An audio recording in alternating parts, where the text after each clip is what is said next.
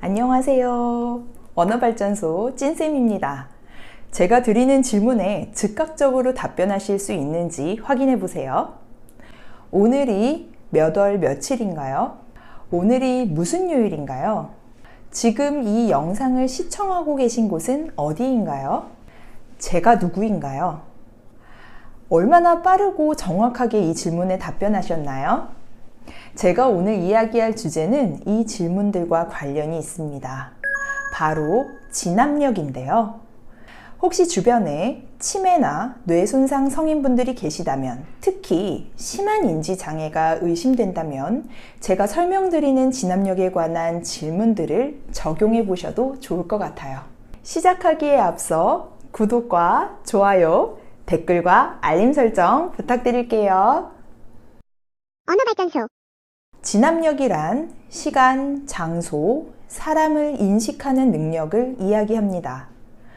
혼수 상태에서 막 깨어나 의식이 돌아오는 환자분들이나 심한 인지장애를 겪는 분들께 이 진압력 질문을 드렸을 때 혼동하는 모습을 종종 보게 되는데요. 물론 기억력 손상을 함께 보이기도 하지만 오늘은 진압력에 대한 이야기만 다루도록 하겠습니다. 진압력은 크게 세 가지를 확인합니다. 시간, 장소, 사람. 영어로 하면 time, place, person으로 앞 철자만 따서 TPP라고 이야기를 하기도 하는데요. 영상 초반에 드린 질문 중에 답변이 가장 빠르게 나오지 않았던 질문은 무엇이었나요? 오늘이 몇 월 며칠인가요? 와 같은 날짜? 아니면 여기가 어딘가요? 와 같은 장소 질문? 아니면 제가 누구인가요? 와 같은 사람이요? 아마도 날짜에 대한 답변이 가장 어렵지 않았을까 싶어요. 실제로 환자분들께서 가장 많이 혼동하시는 영역은 이 시간에 관한 질문이고 장소, 사람 순으로 어려움을 보이는데요. 우리 일반 사람들도 사실 날짜는 좀 혼동하잖아요. 물론 환자분들의 의식과 각성 상태, 인지 능력 수준에 따라서 반응의 차이는 나타날 수 있다는 점 명심해 주시고요. 우리 가족이 어느 영역에서 특히 어려움을 보이는지 확인하시고 매일 시간을 들여 연습해 보시는 것도 방법이겠죠. 예를 들어 시간, 장소, 사람에 관한 질문과 연습 방법에 대해 소개해 볼게요. 시간에 관한 진압력을 묻는 질문은 오늘이 몇 월 며칠이야? 지금은 몇 년도야? 어제는 무슨 요일이었지? 지금 무슨 계절이야? 설날은 음력 몇 월 며칠이야? 여기 병원에 입원한 지는 얼마나 됐어? 와 같은 질문입니다. 장소는 여기가 어디야? 우리나라 이름이 뭐지? 집이 어디야? 와 같은 질문이고요. 사람은 내가 누구야? 주치의 선생님이 누구지? 어제 만났던 그 방문객, 그 친구 이름이 뭐지? 등이 있습니다. 저는 치료를 할 때 환자분들이 입실하면 치료 도입 부분에서는 꼭 묻는 질문이 이 TPP입니다. 많은 분들이 어려워하시는 영역이 특히 시간과 그 날짜 부분인데요. 반대로 실어증이 심해서 구어 표현을 한마디도 못하셔도 날짜는 정확하게 알아맞히기도 합니다. 물론 저의 질문을 이해할 정도의 언어 이해력이 선행되시는 분들이겠죠. 확인하는 방법은 달력을 펼쳐두고 가리키도록 할 수 있습니다. 말씀을 잘 못하시더라도요. 보다 구체적이고 실질적인 방법들을 소개해 볼게요.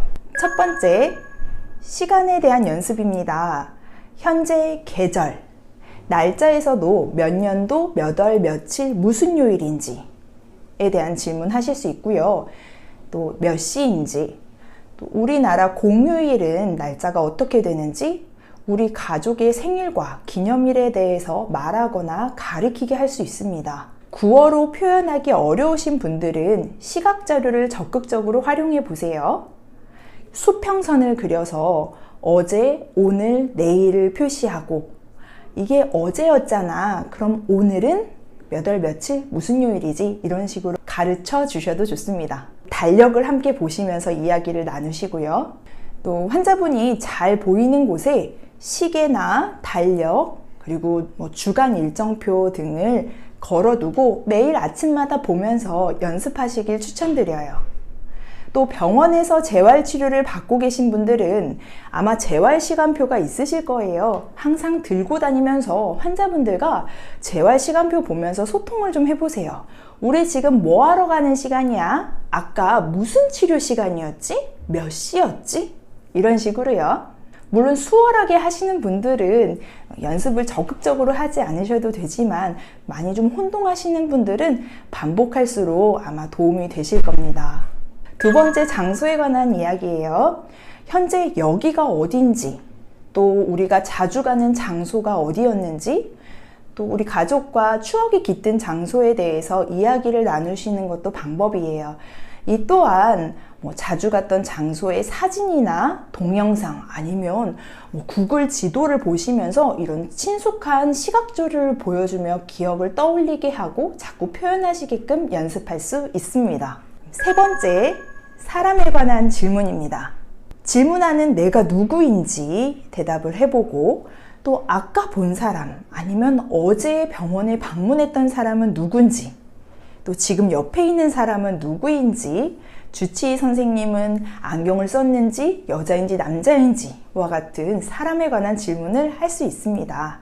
이름을 함께 기억해서 정확하게 말씀하시는 연습이 더 도움 되겠죠. 잘 기억이 나지 않는다면 사진을 자꾸 보면서 연습을 해보세요. 아마 날짜에 비해서 사람에 관한 기억이나 이런 답변은 곧잘 하실 거라고 생각이 됩니다. 언어발전소. 진압력에 대해서 말씀을 드렸는데요. 연습을 하면서 조금 도움될 만한 팁 한 3가지 정도 더 말씀드릴게요. 첫 번째는 아까 누누이 말씀드렸던 것처럼 시각 자료를 많이 활용해 주시면 좋습니다. 시간표를 보거나 아니면 동영상이나 사진을 보거나 아니면 즉각적으로 대답하기 어려우시다면 보기 문항을 한 3개에서 4개 정도 보여주시고 고르게끔 하셔도 좋습니다. 두 번째는요, 환자분이 스스로 생각할 수 있도록 직접적인 힌트보다는 조금 간접적인 힌트를 주세요. 예를 들면 오늘 몇 월 며칠이야? 한참 동안 시간을 드렸는데도 대답을 못 하신다면 어제는 몇 월 며칠 무슨 요일이었어? 그럼 오늘은 몇 월 며칠 무슨 요일이지? 이런 식으로 힌트를 드린다거나 주치의 선생님이 남자야 여자야? 머리가 짧아 길어? 이런 식으로 유추해 보실 수 있도록 하고요. 또는 우리 병실은 2층인데 치료실은 한층 더 내려가야 되잖아. 그럼 치료실은 몇 층이지? 이런 식으로 조금 힌트를 드려서 스스로 정답을 말씀하실 수 있도록 유도해 보세요. 세 번째는요, 반복 연습입니다.